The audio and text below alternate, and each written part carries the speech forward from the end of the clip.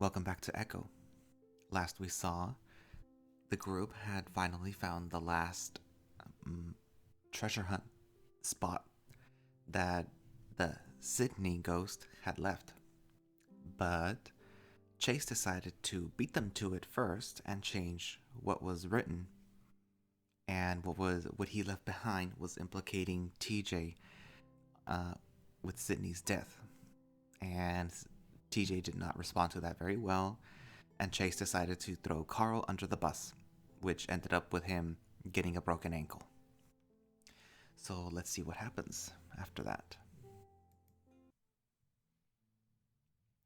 The first thing TJ does when he gets inside is to lay on the bed and stare at the ceiling. I check my texts and see that they're all from Jenna. They say Carl just broke his ankle and that he's gonna be fine. Julian is driving me to the hospital so that I can sit with Carl and bring him back when he's done. By the way, when they asked Carl what happened, he said that he just slipped on the rock and fell. He said that's where the scratch came from, too. I assume he doesn't want us to tell anyone about what happened. You should think about checking out early. I'm probably going to a friend's house in Payton after this. I stare at the last text, wondering what exactly it means. She's going to a friend's house and that's just it? Almost sounds like she's done with us. I guess one good thing came out of this then. Carl's gonna be fine. He told the paramedics that he slipped on a rock, so I don't think he's gonna be pressing charges or anything. TJ covers his face, and I hope he isn't about to cry again, but when he starts talking, his voice is steady and even. I'm going to have to see him before we leave. I didn't want to leave this town like this. He sounds defeated, like he knows things are now ruined beyond any sort of repair. I suddenly feel a wave of compassion and love for the Lynx, the one purely good person in this shit town. I get up and drape myself over the bed next to TJ. He looks up in surprise, ears perked and twitching, his tufts waving around in the most adorable way. Listen, I know we can't just forget what happened back there, and I know we can't just fix everything, but... I pause and wait until TJ looks up at me. I want to spend the rest of this weekend together and just have fun. There's not really much else we can do. TJ looks up at the ceiling. But what about your project? I laugh. Dude, that doesn't matter anymore. I'll just retake the class over the summer or something. That doesn't sound good. I don't want to cause you to fail. You're not. I'm making the decision. TJ continues to stare at the ceiling, his eyes glistening with unshed tears. I don't know. It doesn't feel right. I just broke Carl's leg. Carl fell and broke his leg, TJ. No, I did it. Things are so messed up. His voice starts to go up high again, and I quickly put a paw on his shoulder. Shh. We can't think about that anymore. It's over. I rub his shoulder comfortingly. You know what? Let's go to Payton. Get out of this crappy town and do something, okay? TJ lets out a shuddery sigh. Maybe. I just need a minute. Okay. I roll over and look out the window through the blinds, feeling like I've accomplished something. Things went a little further than what I planned on, but it's working out for the best. My main issue now is figuring out what the hell Flynn and Carl were planning with all of that bullshit and what they know. Assuming it had been them at all, but as of right now, I can't imagine who else it could have been. I feel a little guilty about what happened to Carl, but I had to show everyone how stupid and crazy this whole thing was.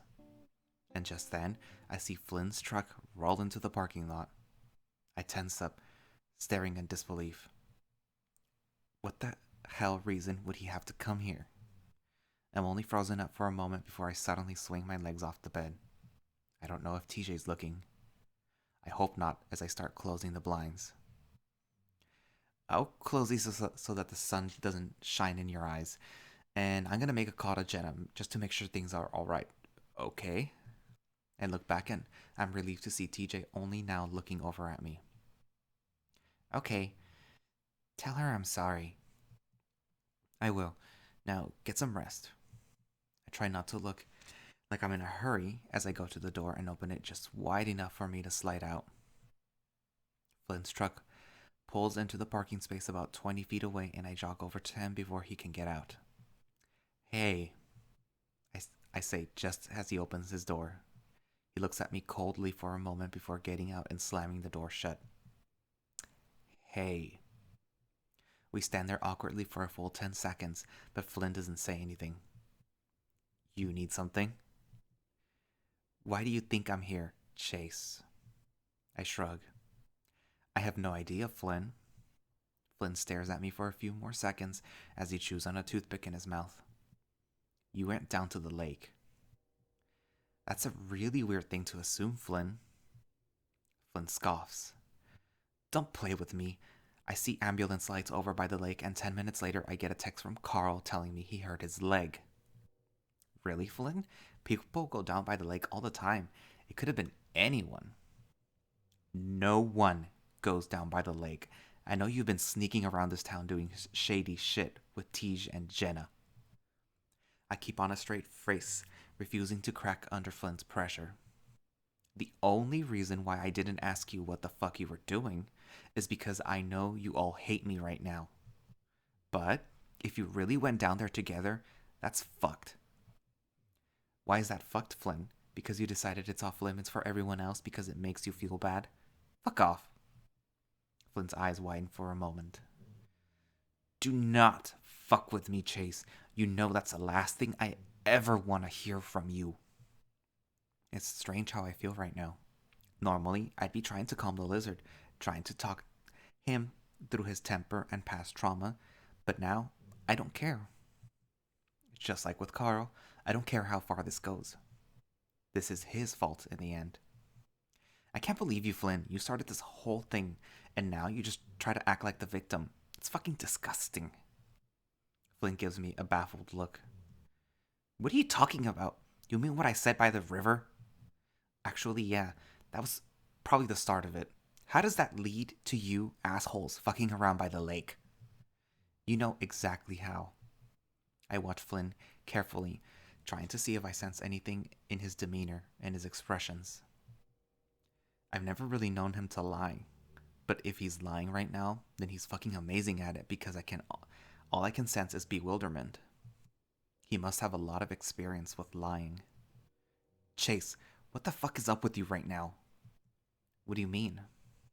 You're acting like an ass. Oh, so now you know how it all feels when you talk to us. Flynn stares at me, studying me. Then he looks up. Who's here? No one. The fuck? Where's TJ and Jenna? Not here.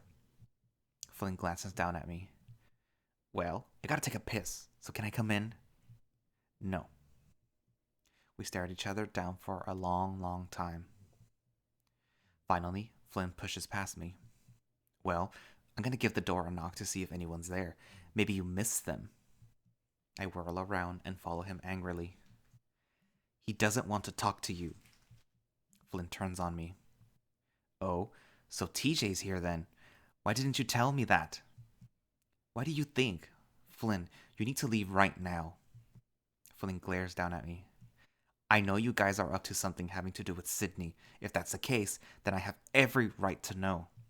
Flynn starts walking again. And he has every right to talk to me himself. I dart around Flynn and stand in front of the lizard, glaring up at him, bracing myself once again.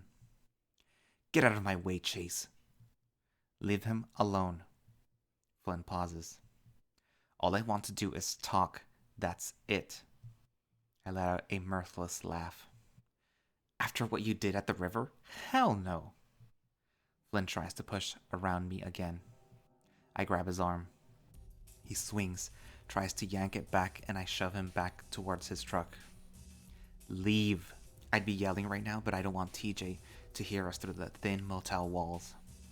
Don't fucking touch me and get out of my fucking way. He tries again, and this time I grab his arm and yank him away, swinging him like Leo did at the river. He might be tall, but I'm kind of amazed at how easily I can manipulate Flynn's body, like a mannequin.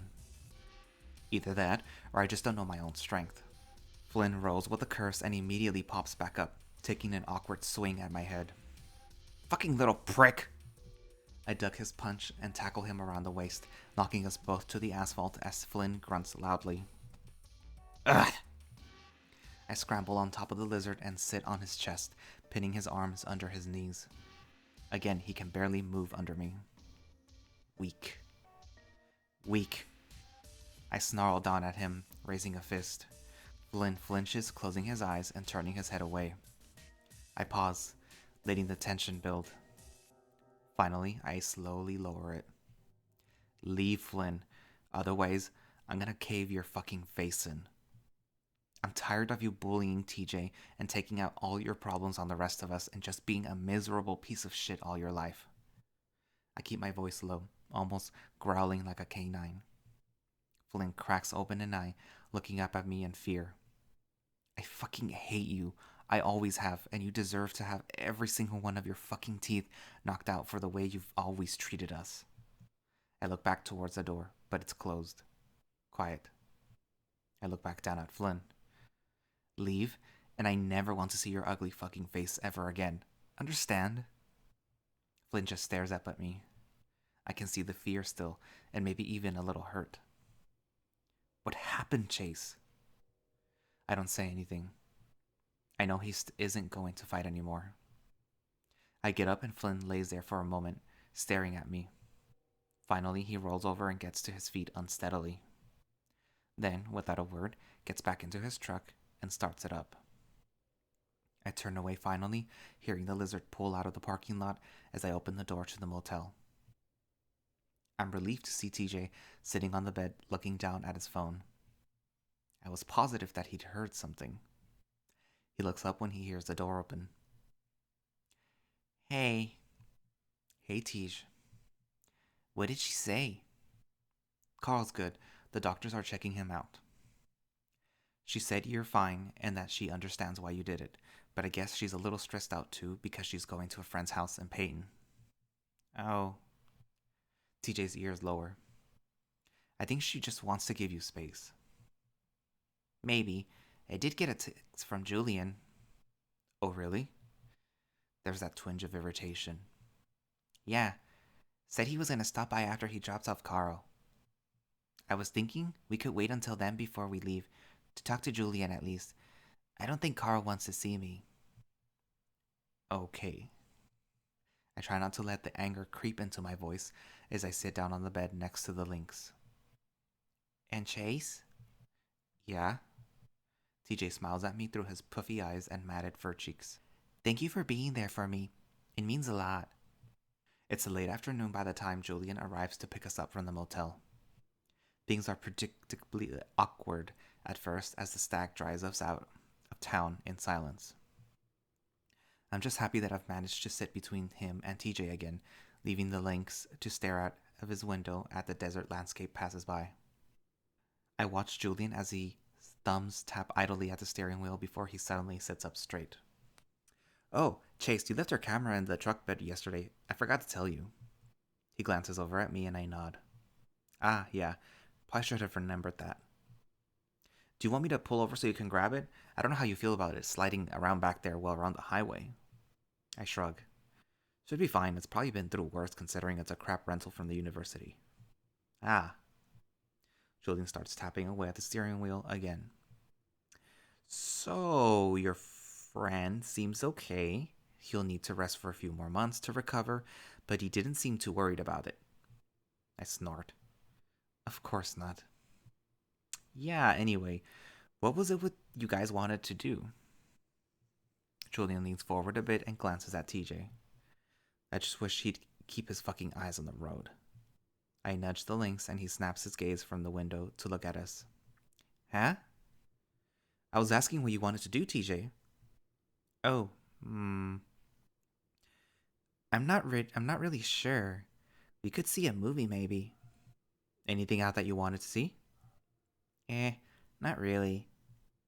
You know, I used to do this thing where I'd go to get a random movie ticket that I've never heard of before. I'd have no expectations, so usually I'd be just pleasantly surprised. Oh, that sounds kind of fun, as long as it's not R-rated. Yeah, So, the way I do, why don't we go to the family plex? I cut Julian off, looking over at TJ. The family plex? Yeah, you remember that place, right? We go there as kids for birthdays and stuff. The old rundown arcade thing at the mall? Yeah. TJ seems to perk up a bit. I haven't been there in like 10 years. That could be a lot of fun. If it's still open, I haven't been to that corner of the mall in a long time. It is. Well, alright then. So, should we go there? There's a moment of silence before TJ shifts next to me. Yeah, let's do that. The family plex is basically as I remember it. Like TJ has said, a good decade had passed since we'd been there, maybe more. But the ugly stained carpet and sickly colored walls still cover the place, a real relic of the 80s and 90s. Still, I'm happy to see TJ smile as we walk in, his adorable wide eyes scanning the place as I'm sure he's hit with that same sense of nostalgia. Oh my gosh, everything is exactly the same. The look on Julian's face is slightly less enthusiastic. He even smells the same. I kinda like it, actually. Reminds me of a movie theater. Same. It's really just the popcorn and recycled air from the AC. I realized then what a fucking stick in the mud Julian is, but I ignore him, instead following TJ as we make our way to the machines. Luckily, this place is mostly empty. There's a group of teenagers being loud and annoying over by the air hockey tables, but otherwise we have the place to ourselves. For a moment, we just stand there, then Julian reaches into his pocket. You guys want to chip in for some money and we can go get a few rolls of quarters? I take out a 5, and so does Julian, while TJ hands over a 10. Wow, Tej, that's a lot. I only have 10s. Besides, we'll go through them fast. We always do. Julian walks off to the front counter, while TJ and I just wait awkwardly next to the skee ball ramp. I feel like things wouldn't be so tense if Julian wasn't here, and I feel myself getting progressively annoyed by his presence. I'm about to ask TJ how he's feeling when Julian comes back with 2 rolls of quarters. So, we have 2 rolls. You want me to count out your shares, or... I shake my head. Doesn't matter. Yeah, we're just gonna hang out anyway. TJ takes one of the rolls and tears open the end of it. You guys want a skee ball? Sure. You know, I've always been pretty good with this game. I take the open roll of quarters from TJ and take out one of my own, inserting it into the neighboring skee ball machine. There are only 2, and I kinda hope that Julian might just wander away, but he stays right there behind TJ, watching. I sigh and insert my coin, watching as the little balls roll out into the little compartment. Meanwhile, TJ is having a terrible time, each one of his balls rolling into the scoreless gutter. I roll my first ball and watch as it misses the 40 and rolls into the 10 gutter. Aw, don't worry about it, Tej. Want me to show you how? Julian moves next to me, and I grit my teeth in annoyance, moving over a bit. The stag flicks the ball expertly down the ramp and it lands squarely in the 40. Wow, on your first try too. Honestly, I'm out of practice, but usually I'll go for the hundreds in the corner. How do you do that? Well... Julian grabs a hold of TJ's wrists, and I feel my fur starting to stand up on my neck and shoulders. It's all in the wrist. He moves TJ's arms forward before bending the link's wrist. Oh, I see. TJ tries again, and this time it gets 10, but on his second try, he lands it in the 50. Nice. Julian holds up his paw, and TJ slaps it loudly. The stag laughs, then looks over at me. You alright, Chase? You still got 4 balls. Without a word, I turn back to my machine and huck the balls down the ramp, each one landing in the gutter. Meanwhile, I listen to Julian and TJ celebrate over another 50. For the rest of the night, I follow TJ and Julian around, the stag showing the cat how best to play the games. All the while, I stand next to them, dumping my quarters into games I don't even finish. I just want us to run out of here so we can leave. The drive back is quiet and tense. TJ and Julian ask me multiple times at the family plex if I was alright, until I finally told them I had just had a headache. That stopped their questioning for the most part, and luckily that prompted TJ to propose that we just go back to the motel. I tense up again when he offers Julian to spend the night there, but luckily the stag declines, wanting to go back home to his own bed. As we drive, I notice TJ nodding off, his head bumping the glass of the window. You can lean against me, Tej. TJ's ears flick, flushing a bit. Oh, really? I mean, I don't wanna. As an answer, I reach over to clasp the side of TJ's face before I force the lynx's head down to lean sideways against my shoulder. TJ stiffens up, but then he relaxes, and 5 minutes later, I can tell that he's fallen into a light sleep. Julian glances over at us occasionally, but doesn't say anything. I lean my cheek against the top of TJ's head. I realize how good it feels to sort of envelop him like this. It feels like I'm protecting him. All those bad, tense feelings from the arcade start to melt away. Pretty soon, I start to drift off as well, the smooth drone of the highway lulling me to sleep. I open my eyes and see the back of a rusty white sedan pulled off to the side of the road. Julian's pulling off as well, behind the car. The sun's already getting low in the sky, a little bit of cloud cover rolling in from the west. That's when I realize there's a large coyote standing next to the car, leaning over and looking at the front left wheel. She stands there when our headlights hit her, and she shields her eyes against the light. Janice. Julian shuts his headlights off. Looks like she's got a flat. Hmm? TJ wakes up and I'm a bit disappointed to feel him shift off my shoulder. What's going on? Julian's already hopping out of the car, walking up to the now grinning Janice as she sets her paws on her hips. Well, now, what are you doing out here, Julie? I can hear her loud, obnoxious voice, even with the doors closed. Janice has a flat. You want to go back to sleep until Julian's helped her? TJ shakes his head, shifting himself to open the door and hop out. I sigh as he leaves, pushing myself across the seat and jump out as well. Chase and Tobias too? She turns her psychotic grin on us. Yeah, we were having a night out. Anyway, do you need any help? Well, Julian, I actually do. I don't have my own jack. Been missing for the past 15 years. Julian smiles back warmly. Well, I've got one. Do you have a spare? Yep, in the back. Hope it's not a flat, too. Haven't had to use that thing in a while. Well, go ahead and pop the trunk and we'll see what we've got. I'll go get my jack. Julian jogs back to the truck while TJ and I stand behind Janice's car. Sadly, that's when the old coyote turns her attention on us. Well, how are you two doing this evening? I'm doing well, thanks. I want to thank you again for doing all that yard work during your vacation. Seems I'm always out here just needing help. Oh, it was no trouble at all, ma'am. I'm happy to let TJ do the talking, just wanting to get this over with as soon as possible so that we can head back to the motel. I squint as Julian's headlights come back on and he hops out the truck. Just want to give us a little bit more light. Janice pops the trunk and lifts it up, revealing a cluttered mess inside. She brushes it all aside and lifts up the flap, revealing an old, rusty spare tire. She nudges at it, testing the air pressure before lifting it out. Well, it's a little deflated, but it should be enough to get me to Duke's house. I know he's got a few tires I can probably use. If not, I'll just get him to drive out and buy me one. Julian kneels down next to Janice's car, setting up the jack. We stand there in silence for a bit, watching the stag as he works. Speaking of your vacation, it wasn't really a vacation for you, was it, Chase? My heart sinks a bit as the dumb yote turns her attention directly at me.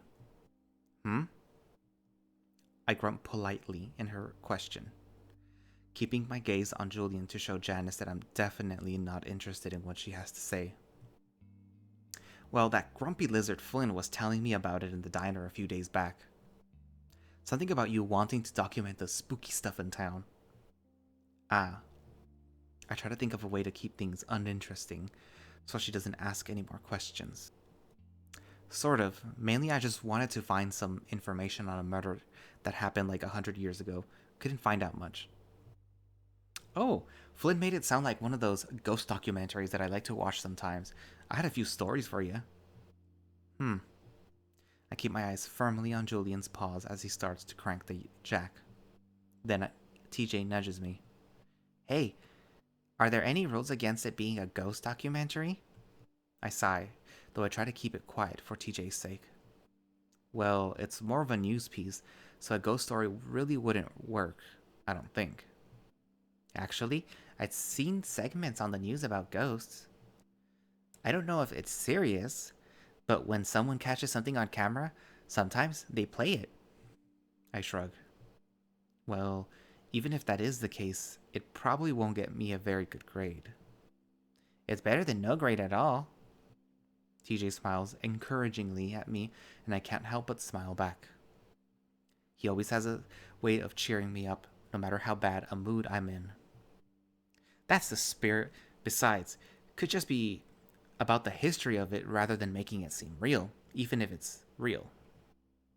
I sigh again, though this time I don't try to cover it up. Janice either doesn't notice or doesn't care. So, would you like to hear them? Yeah, let me grab my notepad real quick. I walk over to Julian's truck, listening to Janice as she babbles excitedly to TJ about how scary it is. I try to unzip the bag, but the ledge of the truck bed is too tall, so I just have to grab the whole fucking thing out and trudge it back over to the car. I unzip the side pocket and pull out my notepad and pen, and then I stand up straight and look at Janice expectingly. The coyote sits on the ledge of the trunk, making the car shift. Julian pauses, eyes wide as I'm sure he thought the sedan was about to topple off the jack. Well, let's see. I can start with what my grandpa told me. Yeah, that works. Actually, that's great, because this happened right here in these very woods. Janice gestures off to the side of the road at the trees. So, my grandpa was taking a walk in there with my grandma in, I want to say something in the 40s, right after they were married. They were walking along one of the little trails in there. And, as they started hearing this strange sound in the trees, like something scuttling up and down the branches. They kept looking, but couldn't see anything. TJ hugs himself and rubs his arms with his paws. Wow, that's creepy. Oh, that ain't half of it, Tobias. The thing is, as they kept walking, those sounds followed them. And then... Janice lowers her voice, and despite my annoyance, I have to draw a bit closer to hear her next words. They started to hear it talk. Hear what talk? TJ is fully drawn in by Janice's theatrics, and I have to struggle not to roll my eyes. Well, whatever it was, it started talking down to them. Janice pauses and glances at me. I make sure not to give her anything, staring glassy-eyed at my notepad. What did it say?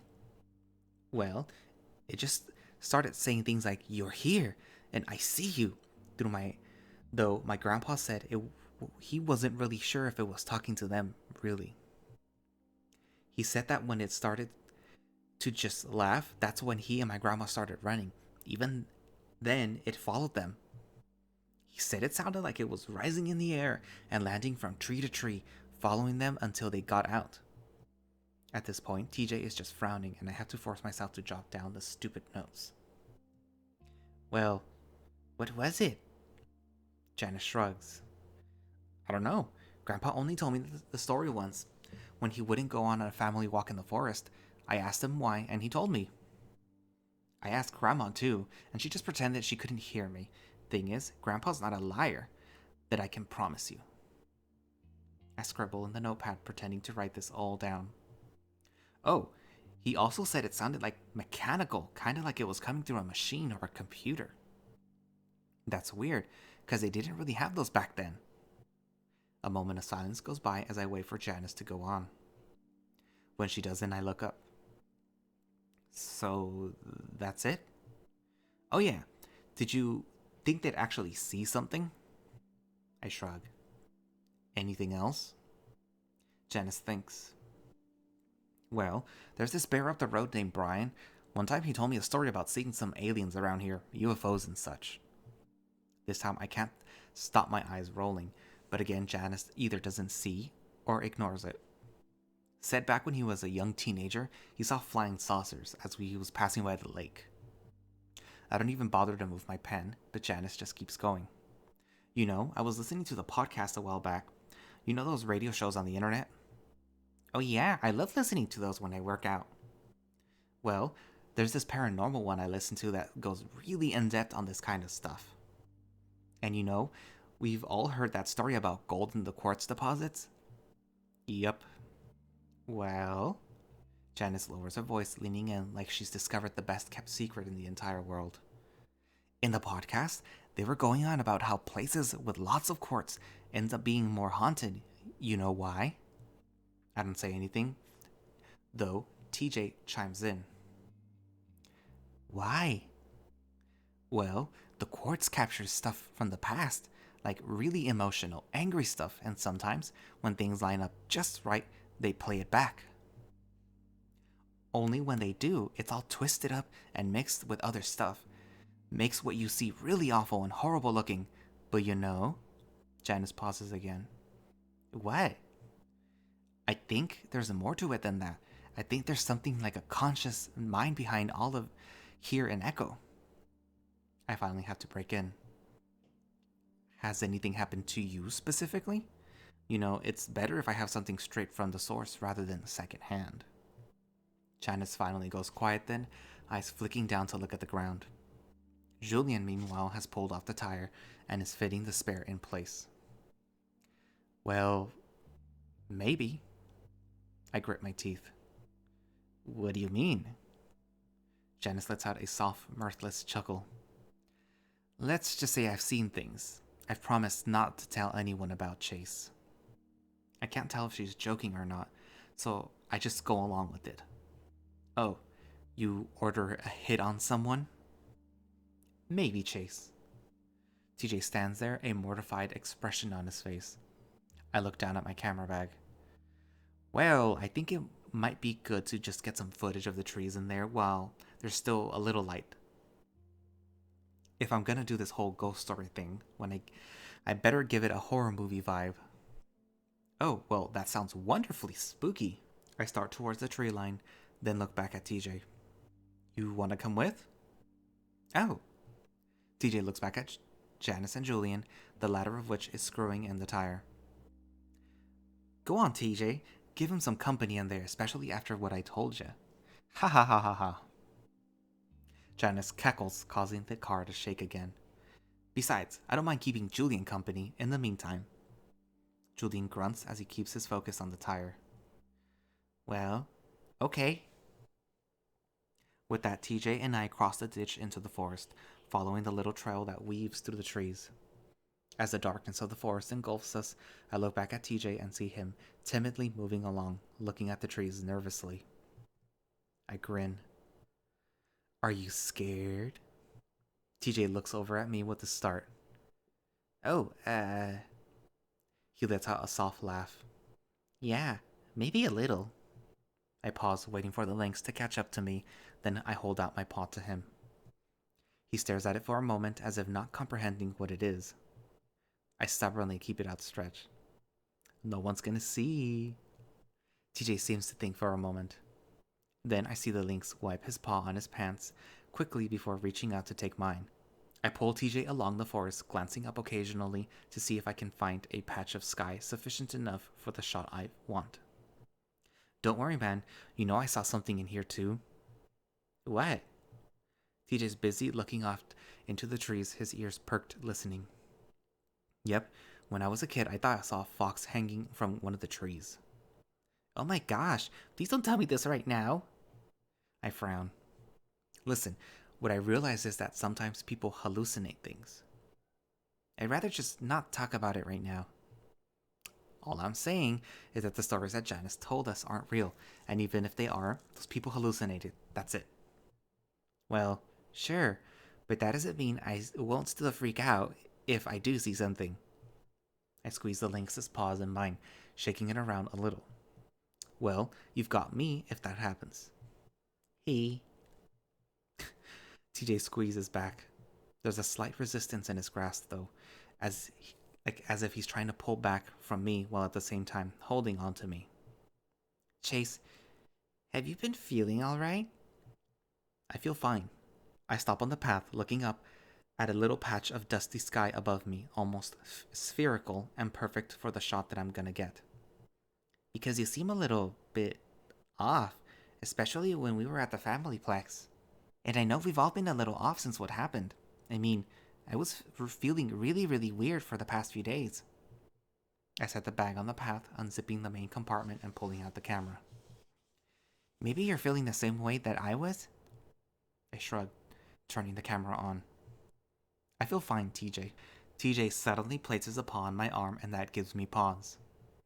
Chase, are you sure? He's looking at me directly in the eyes, his paw pads warming the fur and skin under them, chasing away the chill of the evening. It's his wide blue eyes that catch my attention, though. They're sincere, kind, and full of love. It's then that I realize what TJ is trying to tell me. After all this time we've spent together over the week, getting to know each other better, talking about our future plans, it's only now that I realize. I stand up straight, facing the Lynx more directly, a soft smile on my lips. TJ looks up at me, eyes looking over my face as if searching for something. I lean in and kiss him. It lasts a moment. Our lips meet, mine on his for the first time. In a moment of pure bliss, I close my eyes to show the Lynx just how passionate I am about it. I feel his lips freeze up against mine, then suddenly they're gone. I open my eyes this time to see TJ stumbling backwards. One paw flies up to his mouth as the other stretches out behind himself as if worried he's going to run into a tree. I guess I surprised him. I smile and follow the cat, reaching out my paws. You alright? As I reach for him, he pushes my paws away. I frown. What? What was that? TJ's whispering, but it's a loud sort of whisper, almost deafening in the quiet forest. What do you mean? I kissed you, TJ. I love you. The look of pure shock and horror on TJ's face stuns me. What? What are you talking about? TJ, you're asking really dumb questions right now. You heard me. I feel myself getting a little irritated. I just bared my soul to him, and now he's acting like I just told him a terrible secret. But, you mean like a friend? No, I mean like a boyfriend. A lover. I reach out again, but this time TJ twists away from me and then starts to back the way we came from. I follow him. What? How? How come? I can see his rapid breathing, his wide eyes, like a cornered animal. I feel myself get angrier. What do you mean, how come? Do I need to explain it to you? TJ keeps backing up and I see what looks like fear in his eyes. I don't understand it at all. He starts to turn around, but I grab his arm. Hey! You flirt with me all this fucking week and you're asking me why? What the fuck are you talking about? Chase, let me go. He tries to pull away weakly, but I yank him forward so hard his teeth clank together in front of his face. He gasps. You make eyes at me across the table at the diner when we're doing yard work at Janice's house, and you don't get why? Why the hell am I getting so angry? Let me go. TJ's still whispering, but it gets louder. So, you're just leading me on? I feel my voice break as it rises in volume as well. What's happening? Why am I doing this? Is this a dream? Were you leading me the fuck on, TJ? I see tears brimming in TJ's eyes, and he looks away from me, like a kid that just caught doing something wrong. Do I need to tell you again? TJ, I fucking love you. I've known it since I've picked you up from college. Listen to me. I pull him closer, but as I do, he lashes out. I see a flash of light, and the next thing I know, TJ's escaped my grasp. My paw is still stuck out in the air as I watch the lynx disappear through the trees. Soon the sound of his footsteps fade as well, and I'm left alone in the deadly, quiet forest. I stare for a long time, listening to the nothingness, maybe waiting for TJ to come back or for Julian to come up from the path to beat me up. But nothing happens. I don't know how long I just stand there, but then when I look up, I see that the sun has finally set. I numbly lift the camera in my other hand, still holding it out like I was when I kissed TJ. Slowly, I walk over to the bag and kneel down, putting the camera away. That's when I feel the nape of my neck prickle. TJ? I look back, hopeful, but the path is empty. The forest, though, the trees and branches and leaves that outline the path just before it curves out of sight, just 15 feet ahead of me. There's a shape in the trees, the shape of legs, arms, a torso, and maybe a head. The shadowy figure seems to blend into the trees and almost melting into the twilight. I blink hard, but when I open my eyes, the figure is still there, unmoving, unchanged. That's when I realize that even though I'm holding my breath, I can still hear breathing. It comes from the direction of the shape, even though it doesn't move at all. It looks like a painting. Slowly, I stand up. It doesn't move. I start to walk forward, and that's when it changes. It starts to melt back into the trees, but the branches and leaves don't move. It moves through them. Then, as I reach the bend in the path, it fades into nothingness. But the breathing continues. I look around finally, and I see that it's gotten dark to the point that I can barely make anything out. Everything you see is twisted from what it once was. But what is it? It was something once, just like I was, but nothing here is obligated to make sense to you. But what does it want? What does anything here want? The only thing you know for sure is that it's evil. And just like that, I'm running up the rest of the path, feeling as the branches are clawing at me, trying to pull me back into the forest. And still, the breathing continues just over my shoulder, growing ragged with my own, following me, chasing me. I feel it closing in on me, gasping, taking on a robotic tone, as if someone is taking their last breaths through a phone, and I'm the one on the other end listening to it.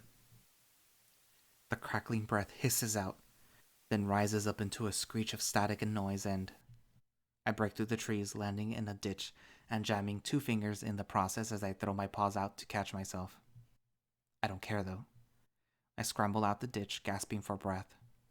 I look up, hoping to see TJ, Julian, even Janice, but no one's here. Both cars are gone. I'm left alone on the road in the silence and increasing darkness. I walk back to the motel alone. I hope to see Julian's truck in the parking lot when I get there, but it isn't. Instead, there's the typical 2 or 3 cars along with my own. I still have hope as I make my way to the door. Maybe TJ was in the bathroom taking a shower. Maybe he'd already be asleep. Maybe he'll be awake and we could just forget what happened, chat until it's late, order a pizza like we did at Carl's house. But as I press the key card into the lock, it flashes green and I open the door. I don't see TJ at all. It's dark and empty. And that's finally when I realize that TJ left me as well. My mind is blank as I walk through the motel room, only then realizing that I left the camera in the forest. I don't care though. It doesn't matter. Nothing matters anymore. I curl up on the bed and cry for a long time. I don't care how loud I am.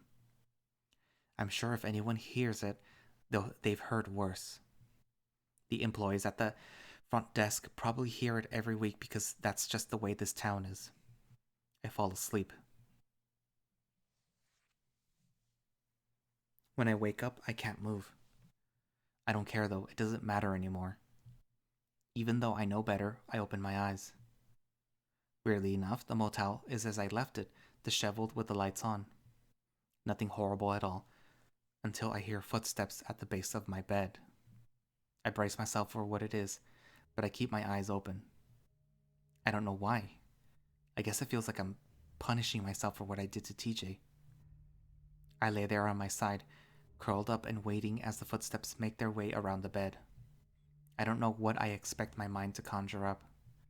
Maybe the demon in the forest, the evil electric creature that breathed into my ear as I ran from it, jumping from tree to tree behind me.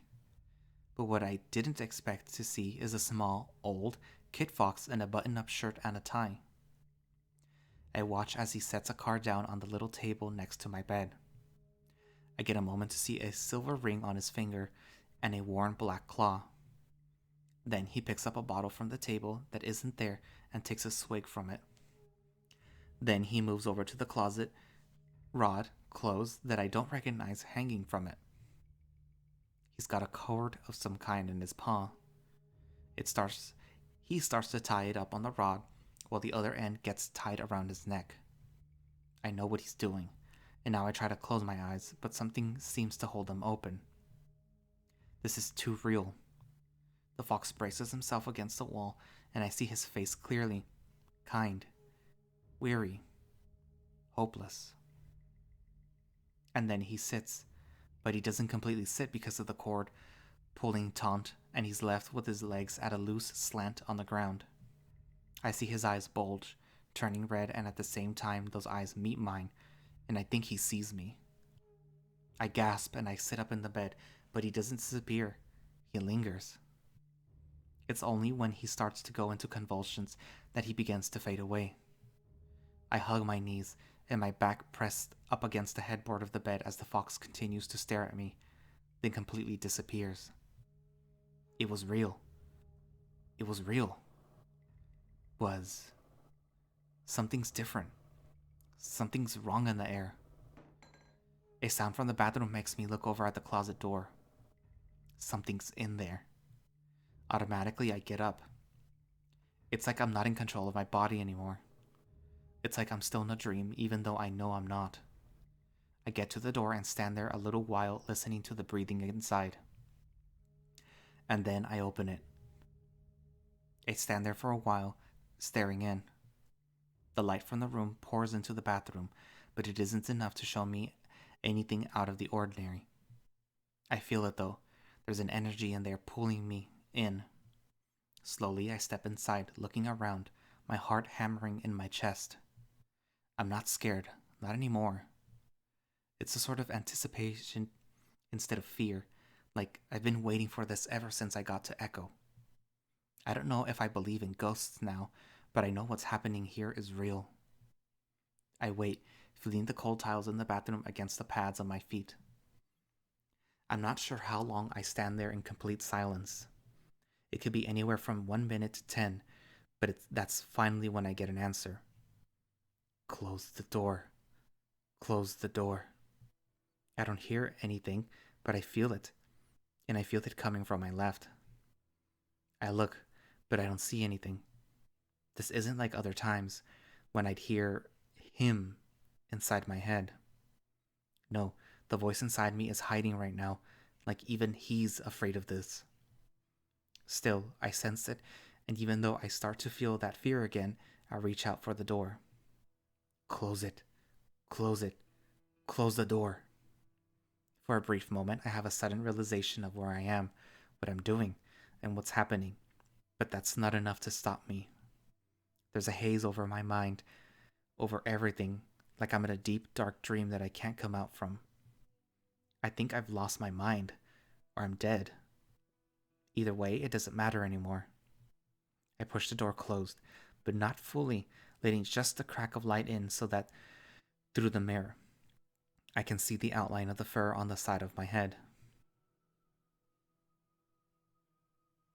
But, as I'm looking at that, I start to get the feeling that that's not me in the mirror. I look shorter, smaller, and something's wrong with my face. I can almost see what looks like the corner of my mouth stretched all the way across my jaw. Just like what I saw at the diner bathroom 5 days ago. I don't know, it feels so long. But it's then that I realize that the presence I feel is coming from this thing in the mirror. We stare at each other for a long time, the fear rising and rising until it's almost overwhelming. But my feet won't move. My mind won't reason what's happening. I'm in a nightmare. This is real. The mirror whispers at me, and I see the grotesque mouth move with its raspy, whispering words. Slowly, I move a little closer to the mirror, ducking my head down a bit, reaching up to touch my cheek, where I see the widened gash of my mouth. The reflection does the same, but when I touch my face, I can only feel smooth fur, even as the fingers in the mirror brush against the opening. What's happening? I ask myself, but my reflection responds. What's been happening for eons, what was supposed to happen to everyone else in this town, but you stopped it. What? Coming back here with your secret almost started it, but now that everyone's about to find out. What are you talking about? This town might actually survive if they find out. Find out what? I bring both paws up to press against the sides of my face, as if to cover up the gaping mouth. You know what? I squint at the reflection, trying to figure out why it looks so familiar. Sydney? There's a raspy, rustling sound, and I see the thing in the mirror shake, its head twisting from side to side, far too fast to be anything of this world. I take a step back, dread rising in my chest. No, this was supposed to be over. I'm not supposed to see anything anymore. You always knew they were wrong. Always knew that what you saw was real. Nothing normal about this. But it's not me seeing things again that's got me feeling the way I do. No. What secret are you talking about? Again, the raspy sound of rustling leaves sounds old and forgotten. That's what it feels like when I'm talking to something old, monolithic and ancient. You don't need me to tell you. I grasp my shirt, twisting the fabric in my paws, feeling like I might panic, that I might go insane. Already insane. But how is anyone gonna find out? No one knows.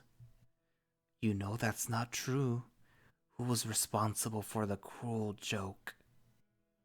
I swallow hard. Someone knows. No, that was something else. They didn't know. It was a stupid prank on me, to make me look bad, to ruin our vacation. Vacation. Is that what I'm on right now? That thought is foolish, and you know it. It was definitely foolish. And you know who it was, and after what you did to him. I see myself pinning the lizard in the parking lot, holding back from pounding his face into nothing. He's going to tell everyone. No. I hear myself whine, feeling like a child, like the small creature in the mirror. Yes, unless... I wait, feeling tears well up in my eyes, knowing that my life is about to change forever. The silence drags on and on until I finally break it. What? I can help you keep the secret. I wait a while longer, but the reflection stays quiet. I get the sense that time is going faster than I perceive it, my legs aching from standing there rigid on the cold tile floor. Help me? I can tell you what you can do to keep things the way they are. I feel a small ray of hope pierce through the towering clouds of impending doom in my chest. How? There's a dark pause, a moment that marks an in-between between what was and what's about to become. I know things can't truly stay the way they are. They never do. Another split in my life, just like what happened years ago. Finally, the thing speaks, and I hear exactly what I expect. Do the same to the lizard. I swallow, feeling myself resisting, rejecting the idea. Unless you want them all to know Your secret. But how do I know it was him? He sounded like he had no idea what we were doing. He is deceptive, a liar. His entire family has always been. But I can't. If I don't know for sure, show him the note. You'll see his reaction, the truth. My paw drifts to my pocket, feeling the gentle outline of folded paper. Who are you? The rustling leaves again. And I realize that while this might be Sydney, it's something more than Sydney. And it doesn't answer me. We stand there for a long time again. Minutes, hours, I don't know. Why would you help me? This time the answer is immediate. This town needs secrets. Why? Again, no answer, and I stand there for what feels like hours. As I continue to stare at the small, disfigured creature, I get the feeling that it starts to move independent from me. That thought scares me, and I lift my paws. I'm relieved to see the reflection do the same, but as soon as I touch my face, I feel the corner of my mouth stretch up to my ears. In a sudden burst of panic, I lunge for the light switch and flip it on. I'm stunned as I'm bathed by blinding yellow light, and I have to shut my eyes for a moment before opening them. I see myself in the mirror as I've always been, staring back blearily. My eyes are bloodshot and my figure seems to sag with exhaustion. I stand there for a while, feeling my mind cloud up even more now as I go over what just happened.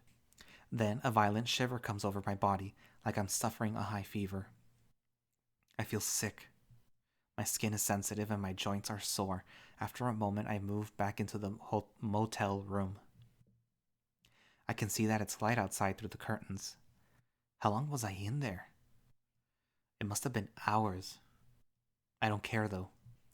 Still shivering, I head for the closest bed, sliding under the covers in my clothes and laying my head against the pillow. I realize then that this is Jenna's bed, as I can smell her perfume along with the faint scent of fox musk on the pillow. Where was she again? I can't even remember through the haze in my head. Let's see. I think I fall asleep, but I'm not sure. A sudden knock on the door makes me jump. I curl up tighter under the covers, hoping that I just dreamed it, or whatever it is outside just goes away. Then the knock again, followed by Leo's voice. Otter, you in there? I cringe, squeezing my eyes shut, having completely forgotten about him. Why had he chosen now to show up? I lay still for a moment, then he yells again, which makes me jump out the bed, cringing at the pain in my joints. Groggily, I stumble up to the door, leaning against it for a moment as I feel lightheaded, trying to gather myself. Finally, I fix my face into a tired smile before opening the door. Leo stands there, his ears perked, eyes wide as he hadn't expected me to open the door. Oh, hey Chase, are you alright? He reaches out to rest upon my shoulder, looking me over. Yeah, was up all night doing my project. I left it until last minute. I give him a sheepish grin. Leo clucks his tongue at me. Isn't that due tomorrow? Are you driving home all day today? I shrug. I'll be fine. If you say so, Otter. He continues to stare at me with a look of concern. What's up? Well, I guess I'm just sorry that I haven't been around more this week. I guess I was just being a bit unfair to you. I rack my brain for a reason why Leo's apologizing to me, or how exactly he'd been unfair to me. I guess I've just been a bit down because you weren't talking to me as much as I thought you would. Oh. Had Leo been avoiding me all this week? I hadn't even noticed. That's so... Oh, well, it's alright. I was wondering why you hadn't texted me. I'd been missing you. Ah. Leo's ears flatten, and I see a look of shame across his face. You could have texted me too, you know. I didn't want to bother you. I could tell you weren't all that happy. Leo lets out a big sigh, letting his shoulders droop. I'm sorry, Chase. I guess I just felt kind of shitty after what Flynn did. Then you just kind of went quiet. I scratched the back of my head. Yeah, I can't deny that he kind of ruined the vibe of the whole trip, but I really should have called you afterwards. I'm sorry too. My dad did call me into work every day, so I guess it would have been hard for things to work out anyways. That sounds familiar. He keeps making you work weekends too? Usually, yeah. Leo looks past my shoulder into the motel room. Anyway, when I texted Jenna, it sounded like something was wrong. I guess she's already back in Pueblo? I shrug. Yeah, I think the tension got to her in the end and she took off early. She was complaining about Flynn the entire time she was here. Leo lets out another big sigh. Great, he's been acting strange too. Oh? Yeah? I silently hope that the wolf isn't going to ask to be let in. Yeah, driving around acting all shady. That's actually what made me want to visit you, see if everything was okay. Carl isn't even responding to me. I'm good, just tired and stressed out. Is Tej here? He's actually hanging out with an old friend in Peyton right now. Once he comes back, we're gonna start driving back. Was actually in the middle of a nap. Oh, sorry, you wanted to get back to that then? I smiled guiltily. Yeah, that would probably be for the best. Don't want to nod off in the road, you know. Of course. Leo looks at me hesitantly. Listen, I know this was probably going to be our last time together before we all split off, but you want to try this again in the future? Maybe over the summer when you don't have school to worry about? I just felt like we left a lot unsaid. Doesn't have to be everything, and maybe this time I'll just let Flynn not come around. I smile back at Leo. Yeah, that sounds good. I think that'll be a great time. Leo smiles back, looking genuinely relieved and happy. Ah, that's good to hear. And I'll be sure Dad knows that I want the week off. Good luck with that, and I'll let TJ and Jenna know. Thanks, Chase. Leo stands there for a moment, then steps forward to give me a hug. I hug back tightly before letting him go. I stand in the doorway until Leo's van pulls out of the parking lot, heading in the direction of the highway, probably on his way to work. Once he's gone, I deflate, feeling as if that one conversation had equal to hours of hard labor. Still, watching him go, I get a sense of sadness, like that was the last time that we'd see each other the way we are now. I stumble back into the bed, almost falling before I catch myself on the edge with both paws. I stare at the square patterns of the comforter, feeling a little sick. For a moment, I hear whispers coming from the dark bathroom, but I don't even look up to see if I can see that figure in the mirror. I wish I'd closed the door, but I'm not gonna go near that place again. So I just curl back up in the bed, facing away from the bathroom, closing my eyes. I'd gotten bored of skipping rocks pretty quickly. Leo was good at it, but he could skip them over the water 5 times before they sunk. Even Jenna could do at least 3. Mine would just splat once and sink like stones they were. After Leo laughed at my last one, I glared and decided to go back to the lake where no one else could go. Hey, not in the way of the rocks, you're going to get hit. Leo's telling me to be careful only made me more angry, and I cut through the water, far below the surface so that they couldn't see me. I go back in the direction where we came from, wondering if Sydney and Toby are in the shallows, that I might be able to surprise them. When I come around the curve of the beach, I see that they are in fact in the shallows. But I can tell immediately that something isn't right. Toby's flat on his stomach in the shallows. Sydney is sitting on his back. Toby has just enough room that his head barely sticks out the water. As I poke my head up, I can hear the cat sobbing. Sydney isn't saying much at all. He's got a strange look on his face. It's a look that I've seen before, like that time he'd covered Toby's mouth and nose when he'd had him pinned down and we had to pull them apart. That same look when he'd thrown a dirt clot with a rock in it at the lynx's head. A look that was determined, almost empty, but completely fascinated with what he was doing. Almost like he liked it. Something about the situation scared me though. The other times we'd been there to help separate them or stop Sydney from going too far. But now, it looked like he was trying to kill the cat. Every now and then, a wave would slosh over Toby's mouth and nose, and he'd yell and struggle frantically, begging Sydney to get off. But Sydney just sat there, enamored with his own cruelty. He was going to kill Toby, just like he killed his dad. My vision blurs as I go under and speed towards them.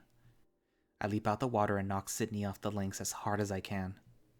Sydney falls back into the water before quickly pushing himself back up.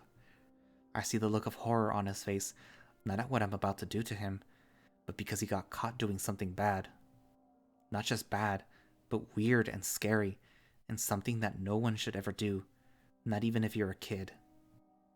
I don't think he could ever explain why he liked doing it. That look imprints itself in my mind. TJ runs off. I don't know where to. I tried to get Sydney to tell me what he was doing for a while. I don't remember exactly what happens, but I get angry. I throw a punch. It misses and it hits him in the throat instead. He lets out a hard cough, reaching up with both paws to clutch at his neck. He manages to stumble to his feet without using his paws, his Lucha Lobo swim trunks wetly clinging to his legs. I don't give him a chance to stand for long. I tackle him again and grab his head, shoving it underwater. He scrambles frantically. I feel a dark satisfaction in my chest at the way I can hear him scream through the bubbles of his exhaling breath. I finally let him go after a good 10 seconds, and he comes up, gagging and choking. He starts to scramble away on his paws and knees before getting up. I see snot hanging from his nose and chin as he stumbles, snorting out water, and I can tell he's about to cry. You tried to kill me! I'm telling Leo, you tried to murder me! So that was it. For some reason, the way he immediately tried to pull that on me. It was then that I believed he was trying to kill TJ. Maybe not even on purpose. Maybe just waiting for it to accidentally happen. I don't know. But now he's going to make everyone think I'm a murderer, even though we all know he did it. He stumbles away and I go after him, grabbing him. He's trying to kill me! His voice is weak and so is his body, especially in the water. I poke my head up through the waves in front of the others. Otter, move! You're going to get hit in the head. I shrug my shoulders, dipping under the water again so that I can hug myself and tremble alone. Again, time passes in a way that I'm not familiar with. 5 seconds, 5 minutes, 5 hours pass when my phone starts to ring. There's something ominous about it, something I can't explain, but I feel it deep in my bones, like the aches in my joints. I open my eyes and see my phone just a foot in front of my face, vibrating over and over. I see the blank contact image on the screen with the name Julian under it. For a moment, I wonder why I have his number, why I have his name attached to it. Then I remember it's because we'd exchanged numbers during the scavenger hunt, so that I could call him to meet up. Slowly, I reach out and press the green button to answer. I raise it to my ear, waiting, but only get silence on the other end. Hello? Hey, Chase? Julian's voice sounds hesitant, like he's not really sure about what he's doing, like he doesn't know me. Yeah? Hey, so something happened that I thought you, or at least someone, should know about. I slowly sit up, the blanket falling away from my shoulders. What's up? Well, TJ spent the night over at my place after what you did. Julian's voice takes on a hard edge, and for a moment, I'm not sure what he's talking about. Then I remember the forest and what happened there. For some reason, the thought doesn't create that horrible empty guilt that I'd felt yesterday. In fact, I feel nothing. Anyway, we got him a bus ticket back to CCU, and we were hanging out until the departure time, which was an hour ago now. Yeah? Well, that lizard guy showed up. Flynn? He showed up at my house. I don't know how he knew where I lived, but I think Janice told him. My heart skips a beat. Anyway, he wanted to talk to TJ, and eventually TJ told me that I could just wait inside. So I did, and after a while I looked, and they were gone. Gone? Yeah, and so was his truck. I'm pretty sure TJ went with him, but I don't know. They were both acting really strange, so I don't really feel good about it. TJ won't respond to my text either. I see. So, since your number is the only one I have from your friend group, I thought I should tell you so that you can let the others know too. Alright, I'll do that. Alright. There's a pause, but I'm already getting up looking for my keys. I'll probably check things out myself before my shift today. You know where Flynn lives? I can tell that the bug doesn't really trust me with this information, and why should he? I don't care though. Yeah, he's on Shepherd Street. Janice will be able to point it out where it is for you, but I'm heading over there now. Let me know if you find anything out. I will. Later. Bye. I feel my heart rate picking up speed as I finally find my keys under my backpack on the table. I snatch them up and jog out the motel, the heat of the afternoon sun covering me in a wave. I realize then how late it is. I'd been in the motel for nearly a full day, but to me it felt like only a few hours of that. I should be on the highway right now, if not already back in Pueblo. But I realize that none of that matters now. As I sit down in the oven-like heat of my car, I see it staring at me from the back seat. I'm not afraid of it, at least not right now. It means that I'm on the right track. I think. I'm doing what I was meant to do. I know where Flynn and TJ are. He probably thinks that that's the best place to get the truth out of TJ. His truck sits there in the small parking lot alone, gleaming in the setting sun. I pull up right next to it and look inside. Empty. I park and shut off the engine, jumping out and jogging towards the faint trail through the sagebrush. I know exactly where to go. Instead of turning right like we did yesterday to get to the boulders, I take a left. I haven't been on this part of the beach in over a decade, not since it happened. I know this is the right direction though, and soon enough I see the bend of the beach that turns into the shallows that we'd played in so many times. I also see an odd set of tracks leading in that direction. Flynn's footprints, not hard to recognize with their long clawed toes. But there's another pattern next to them. They aren't footprints, but drag marks, like Flynn had been dragging something next to him. I pick up the pace and start to run, breath catching in my throat, that feeling of not being able to turn back looming over me like a dark fog. The water and sand around me is starting to tinge a soft red with the setting sun. For a moment, I wonder what would happen if I stop. What if I turn back instead of turning this corner? I know that my life will turn out very, very differently if I do. That thing in the mirror, the town, it told me so. But I feel like I'm on the set of train tracks cutting through the desert with no alternative path to speak of. And I've been on this track ever since I decided that I need to protect TJ. As I turn the corner, I see them immediately. TJ is sitting on the beach, his knees drawn up to his chest as he stares downward. Flynn is standing over TJ, his paws on his hips, looking down at the cat. It looks like he's been thrown there by the lizard, and finally, I feel rage replace the anticipation and fear. It's finally going to happen, and now I want it to. Hey! Flynn immediately whirls around, eyes wide as he spots me sprinting towards him. He takes a step back as I get closer, but I skid to a stop 10 feet away, glaring at him as my paws clench into fists. What the hell are you doing? I scream at him, wanting to let him know just how pissed I am. It feels good, finally not being afraid or worried about what's going to happen. Because now, I know there's no other option. Flynn looks taken aback for a moment, looking me up and down before he straightens up. He hasn't forgotten what happened between us yesterday, and I can tell that he's afraid of me. Get the fuck out of here, Chase. This isn't about you. You fucking bet it is. I look at TJ and he's going back to staring at the ground, expression vacant. What are you doing to him? I'm not doing anything to him except asking him some questions. About? You know exactly what about.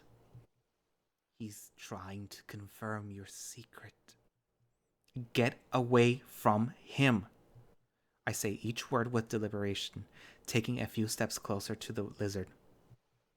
Flynn steps back again, but only with one foot, and he doesn't back away further.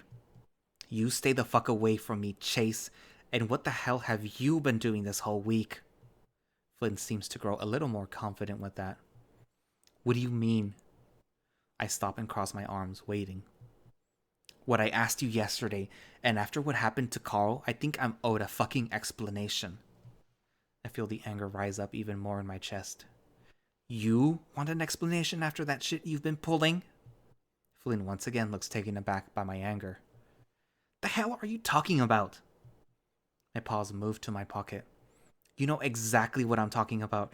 That fucked up scavenger hunt that you sent us on, that you started with Carl. Flynn gapes at me. What? I feel some of the resolution dissolve as the lizard's face looks completely bewildered. He's lying. Anger swells once again. Quit fucking lying to me. I know what you did, and I know what you think happened. Flynn steps forward. Chase, get the fuck out of here. This isn't about you. TJ is telling me what happened. I look down at TJ, again at the vacant stare. What did he tell you? Leave! This isn't about you. Flynn walks up to me, giving me a hard shove in the chest. I stumble back. Really? I feel my paw reaching into my pocket as if its own accord. I grasp the note, and even though my nerves fail me as I'm pulling it out, it seems to happen on its own. Then what the hell is this? I unfold the note, ripping the old paper in the process. But it's intact enough when I present it in front of the lizard's face. Flynn's brow furrows in confusion for a moment before he takes it roughly from my paws. He stares at it, eyes scanning the page as if looking at it from all angles. Finally, his eyes flick up to look at me. What the fuck is this? He whispers it hoarsely. I look straight back at him, waiting for an expression of familiarity.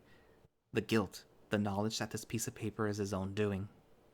But instead of what the mirror promised, I get shock and confusion instead. And just like that, I feel my determination break down. It was as if something had been driving me to this moment, and that cloud covering my brain breaks for a moment. For a moment, things are clear, and I'm left in a daze. What is this? His voice turns up into a scream, and it's such a horrible sound that I stumble back. He holds the paper up, showing me, and I stare at it as if I've never seen it before. Unlike the other notes, this one is a crude drawing. On the far left of the page is a small stick figure with lynx ears, kneeling down on a beach surrounded by clams and starfish. He's covering his face, tears falling to the sand below. Extending out from the beach, poorly drawn waves spread across the top of the page to represent the lake. Far below the waves, two figures are connected near the bottom of the page. One has X's for eyes, his legs and arms splayed out, tiny little bubbles coming up from his mouth. Below that figure, another sits below him, grinning mischievously, holding the drowning stick figure down by the tail. As if the picture wasn't descriptive enough, words and arrows label the characters. Toby sits on the beach, Sydney dead in the water, Chase holding him down. I looked at the drawing so many times before, but now to have Flynn be the one to show it to me. But he had to have been the one to draw this. Who else could have done it? But here he is, standing there in a state of shock, just like me, but I could see his expression very quickly morph into fury. All my plans to confront him, to figure out how he figured out, thrown out the window, because he just found out. I'm completely unprepared, and conveniently, the presence that's spurred me on has left as well. And it's only now that I realize how stupid this all was. It's like I've been tricked. Chase. Flynn's walking towards me, and his expression is like nothing I've ever seen. Chase. I can see in his eyes what he's about to do. I back away, stumbling, and that's when he rushes, tackling me to the ground and crushing me into the hard, sharp rocks underneath. Unlike yesterday, all my strength and confidence has abandoned me. It's like whatever has been driving me has left me right at this moment, taken several steps back to watch. Like it wanted this to happen all along. Flynn's fists find my face, First one on the right side, then another on the left. Each one brings a flash of light to my vision, and at that moment, all sense leaves me. It's kind of nice in a way, like I don't have to be present for the horror that I've brought on myself. A few more punches come my way, the impacts like earthquakes in my head, but I don't feel any pain. Instead, they leave my face stunned, like I'd been electrocuted. I can feel blood pouring from my nose, like a faucet though, and soon it fills my mouth with that familiar taste. You fucking piece of shit! You think you should just play me like this? His strong, big hands find my neck and start to squeeze. Through blurred vision, I can see him above me, eyes filled with tears, glaring down at me with the rage that I don't think was possible.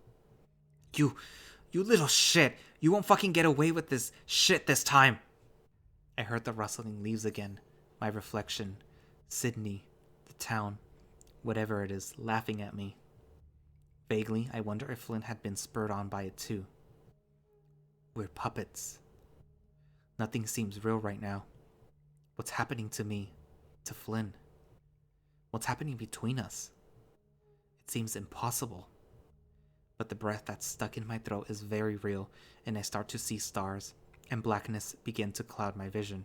After the things I've done, I guess I deserve it. I guess this is the appropriate way to go out. Flynn. A soft voice comes from the distance. It was me. I did it. Hands come away from my throat and I take one massive breath, like I'm coming up from the water after being under for far too long.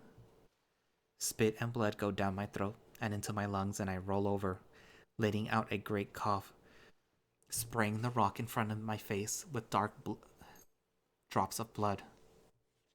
What? I watched blood drip to the flat rock in a steady rhythm from my nose, having to breathe extra hard through my mouth because of it. I said I did it. It was an accident. I pushed him out into the water and he drowned. I grabbed the rock, stumbling to my feet, feeling that old anger return. He's going to kill Toby. Stop him. I stumble unsteadily to my feet and turn to see the lizard with his back to me, approaching TJ. He will never leave Toby alone, just like Sydney. I stumble after them, hand tightening around the rock, the back of Flynn's head in my sights. What did you say? But you can stop it for good. Break the circle. I'm a few steps away from Flynn when I swing, bringing it down hard on his head. The sound is awful. Immediately, Flynn bends over, screaming in pain as his paws come up to clutch the back of his head. I swing again, this time glancing off the top of his head, most of my power robbed by the poor angle. Flynn turns to me then, still crouching low, and tries to tackle me. I stay on my feet for the most part, but am pushed back several feet as I grab onto his back for support. I feel the cold water on my feet, and that's when I grab the lizard onto the armpits and start to pull us both out further. Flynn doesn't seem to realize what's happening until the water's up to his knees. He stands up straight and I see the blood running down his face from his head. He's glaring at me, expression wild, gaze clouded like mine, and he takes a swing at me. It lands on my jaw.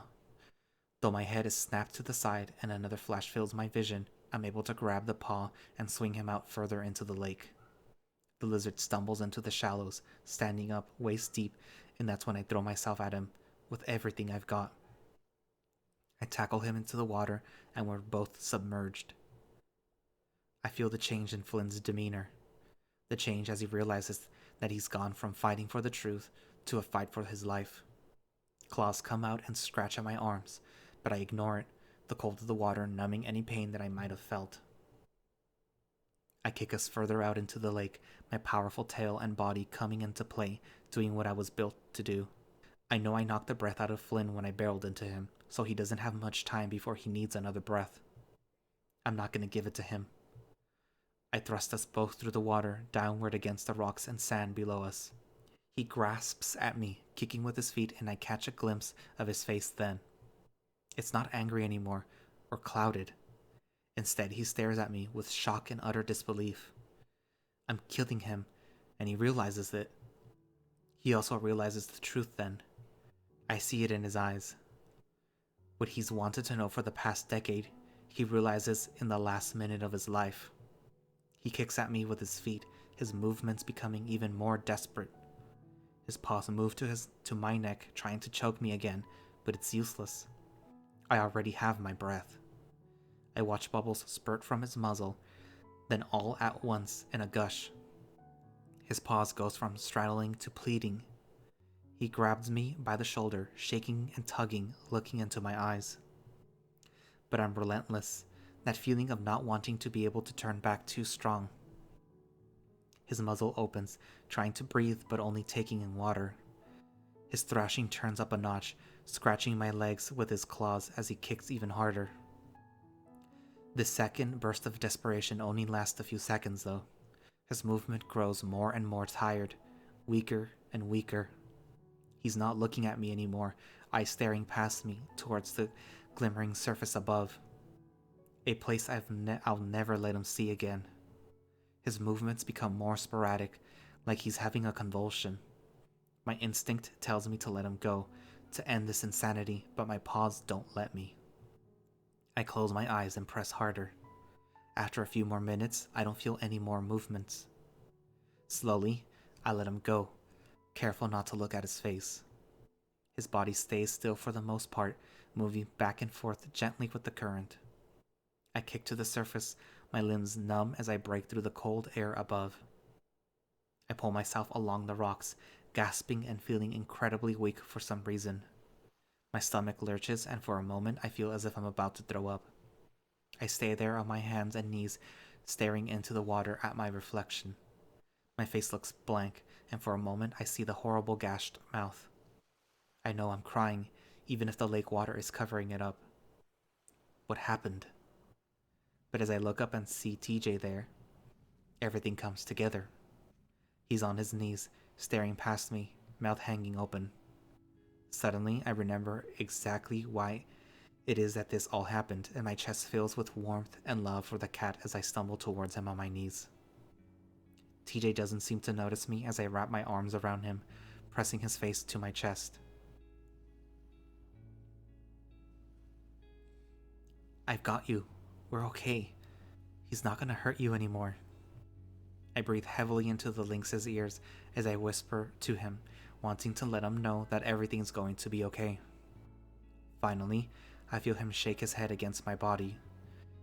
Chase! Why? Because he knew, and he was never going to leave us alone. He tried to kill us. I kiss the top of the cat's head gently, wanting him to know how much I care. Izzy. He's gone. TJ sobs against me, but I only hug him tighter. Why did you do that? He reaches out to my left, and I look, seeing the paper and the lake. I'm not sure which he's talking about, me showing Flynn the paper, or killing him.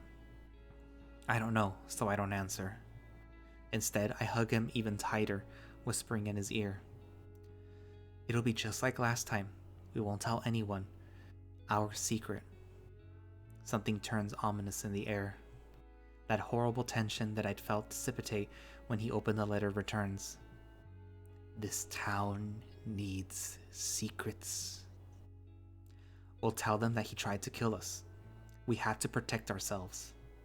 TJ leans tiredly against me, his arms limp. We're gonna be okay, just like last time. We can forget. TJ doesn't respond, so I look out the lake and get a shock as I see Flynn's floating there, close to the shore. He's face down, back just barely touching the surface. For a moment, I wonder if it's not too late, if there's still enough life in him to be revived. But that same feeling holds me back, and I cling to TJ instead. We're gonna be okay. We were manipulated. We kept moving in circles. That voice comes to the surface for a moment, for the first time sounding stunned. I return to focus on the lynx, the whole reason why I did any of this in the first place. Whatever happens, I'm going to protect him from all the shitty people in the world that want to hurt him. By the time we get to our feet, it's dark and I have to help the lynx along through the sagebrush. He's quiet, robotic like he was the first time this happened. I help him into my car and get into the driver's seat, quietly pulling out of the parking lot and leaving Flynn's empty truck behind. I watch it disappear in the rearview mirror, sitting alone under the yellow parking lot light. As we drive along the road, the lynx stares out the window. I can still feel the tension in my arms and legs, making it difficult to keep the wheel steady. My heavy, wet clothes stick to the seat. Finally, we get to the freeway, and I look back again, echo just a series of tiny lights insignificant on the desert landscape. It seems absurd that that place was where all that horror happened, where all that horror still is. Chase? I snap out of my daydream, looking over at the lynx, his eyes glowing gently in the fading light. After we're done with wherever we're going, the police station? Yeah. Can you give me a ride back to CCU? I missed my bus. TJ smiles sheepishly. I blink, wondering what to say. Does he not realize that I realize what he's doing, what's happening? Just like last time. I clear my throat. Oh yeah, definitely. I'll get you a ride for sure. Thanks, Jace. TJ smiles at me, then goes back to looking out the window.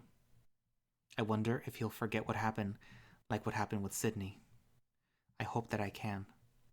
We drive off into the dark desert, towards the soft glow of Peyton in the distance. 5 years later. Seriously, this is gonna be such a fucking good time. You'll be glad you came. The big grizzly bear nudges the coyote playfully, almost knocking the canine into the passenger window.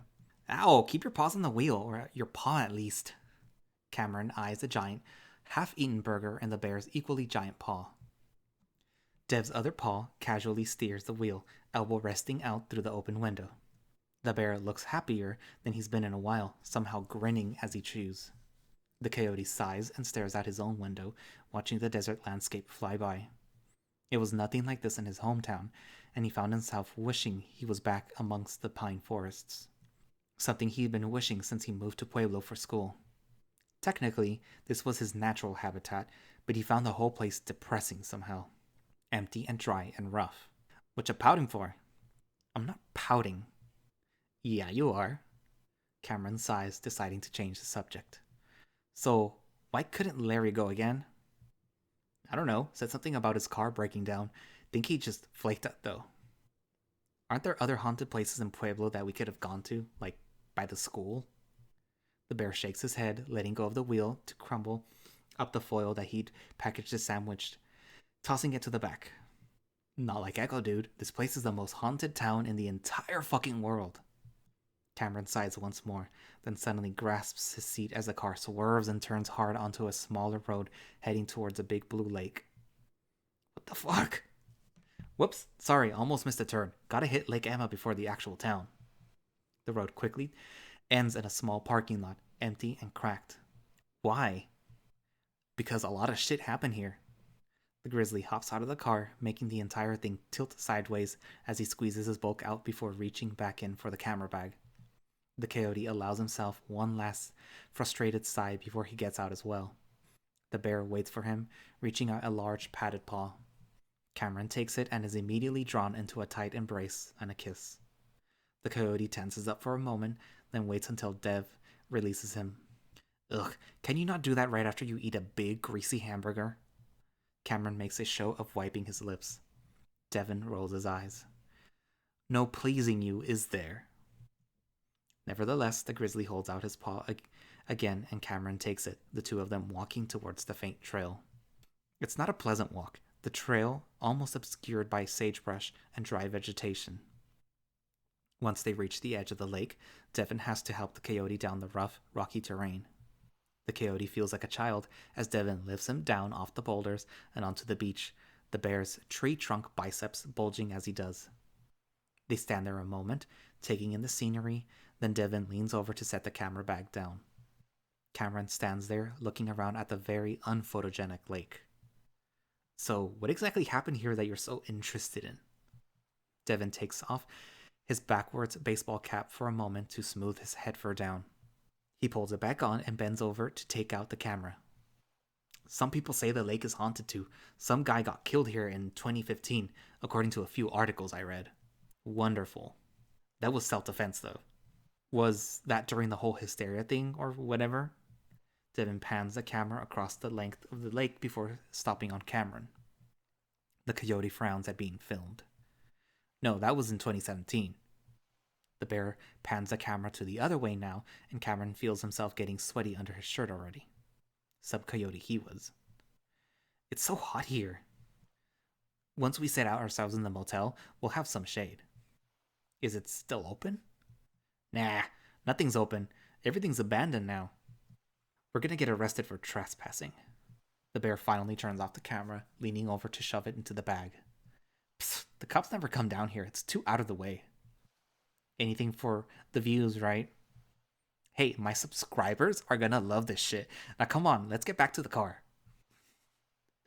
The bear turns and starts scrambling up the rocky boulders, Cameron waiting as he does. That's when the coyote turns around to glance back at the lake one last time, and a lizard lays in the shallows, splayed out, staring at the sky. But he's not staring because his eyes are gone, half of his muzzle missing. Fuck! Cameron jumps back, tripping over the rocks and landing against the sharp edges. The coyote hisses in pain, but fear spurs him on, trying to scramble up the rocks after Devin. The bear's already turned around though, reaching down to pull Cameron up. Shit! You alright? What happened? As Cameron clings to the large bear, he looks back, but nothing's there. I don't know, I saw... Devin looks in the same direction, squinting. Cameron stares a while longer, then turns back and shakes his head against Dev's chest. When Cameron looks up at the bear, he's grinning though. Holy shit, did you see a ghost? The coyote scowls. What? No, I just thought I saw something. It was a reflection in the water or something. The bear gives him a knowing smile. What? You're gonna be a believer by the end of this. I know it. The grizzly hugs him tightly as Cameron frowns, still looking back at the shallows. It had been so real. But before he can even really collect himself, Devin is pulling him along back to the car.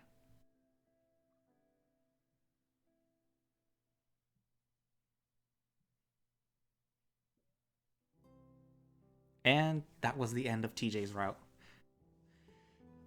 And you also got to see a little bit of Devin and Cameron, who are going to be the protagonists of Arches in March of 2021.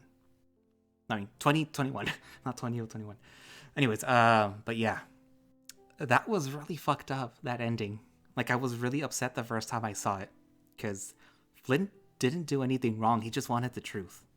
And the truth is that Chase is a psycho who killed Sydney, who was himself a little unstable. But that's because of what happened to his dad, which you will see in the next route, which is Flynn's route. You'll see what exactly happened between Sydney and his father. But yeah. Thank you for listening or watching. You know, I don't know if you were actually watching this or you're just listening to me talk. And yeah, I hope that tomorrow I will get a start on Flynn's route. If not, on